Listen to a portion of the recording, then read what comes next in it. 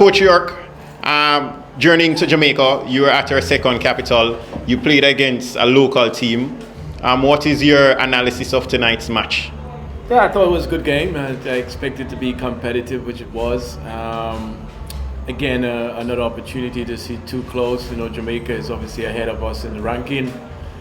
Our target was to try and match them to see how far the gap is between the two teams, and we are fairly confident in terms of the outcome of the game, although the results doesn't gone our way. But I thought it was a pretty decent game from both sets of teams, and it was enjoyable to watch. Although we didn't win the game, but what we came here with the intention of trying to, I thought we had some really good moments in the game as well. All right, next question, Alvin. Yeah, based on this game, could you you all set for the second game in terms of after you assess this game? Yeah, listen, I mean, we know we came here to play two games, one here in Montego and the other one in Kingston. We haven't got a lot of time, turnaround time.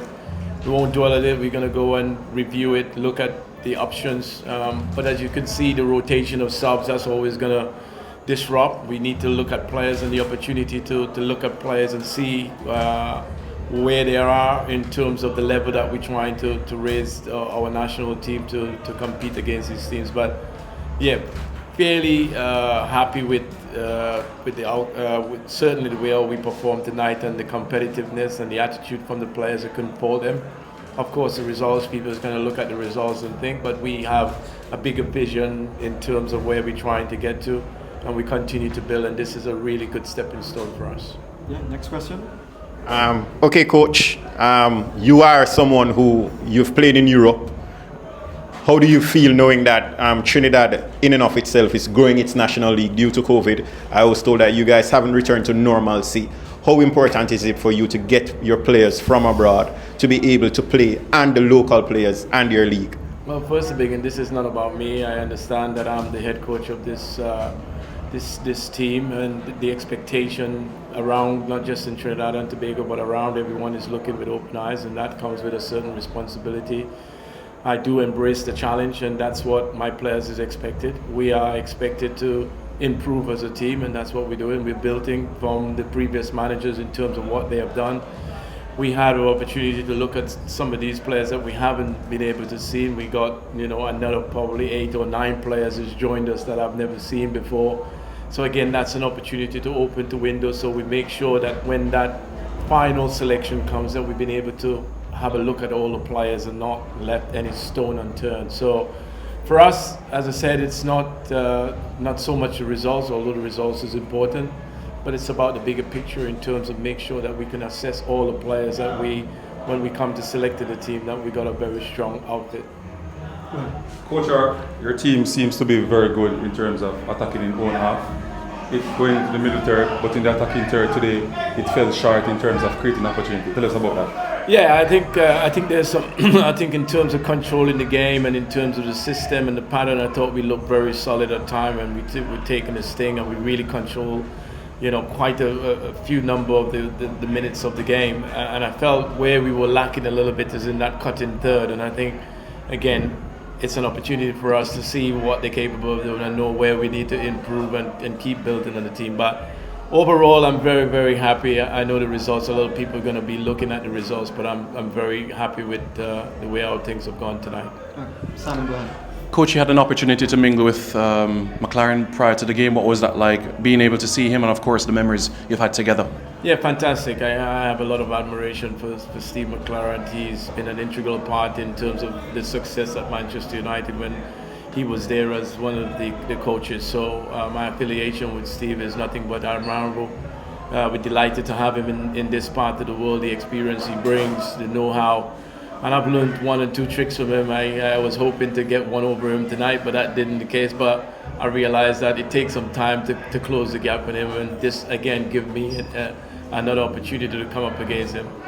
Yeah, go ahead. Yes, good evening, Andre James, ATJ Vibe Live and UVC TV Jamaica. My question to Dwight Yorke, what's it like to make the transition from being a player to a coach, and knowing that you have the experience of being at the 2006 World Cup and now you're preparing your next generation of footballers for North America 2026? Well, listen, first to begin with, it's a real privilege. I didn't see this kind of happening, forthcoming as this quickly. I expected it to kind of happen once I decided to go down the management transition, as you call it. For me, it wasn't really a big issue. I just had to make the commitment, make sure I cross the T's and dot all the I's. Now I've done that, I'm really focused. I had some experience in Australia, so that really put me in good stead. But coming into the job is nothing that I didn't expect. I expect the challenge. I expect my players to be challenged. And certainly the experience as a player, I think somewhat that will certainly help me going forward.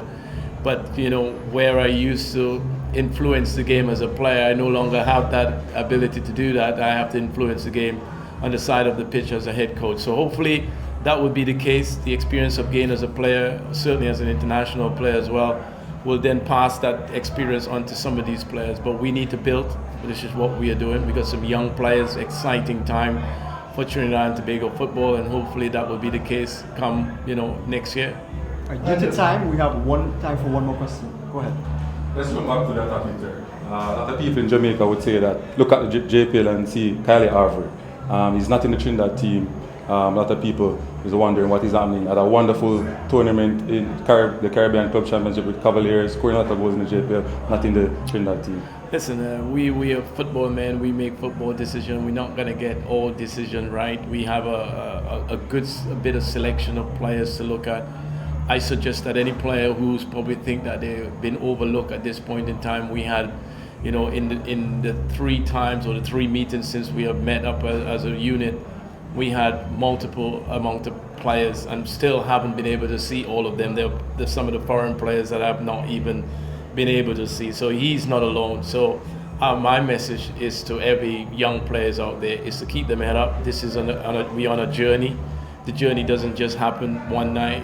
It's going to be a year, hopefully a year journey of trying to reach the World Cup. And these guys, if you're available and you're good enough and you continue to do what he's been doing, there is only so much one can be overlooked. So my job is to try and select the best players possible.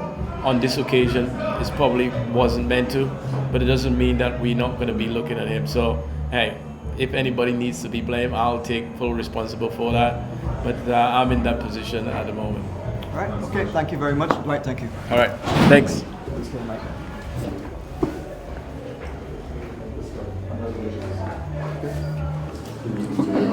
Hey, Steve, I just said some good things about you.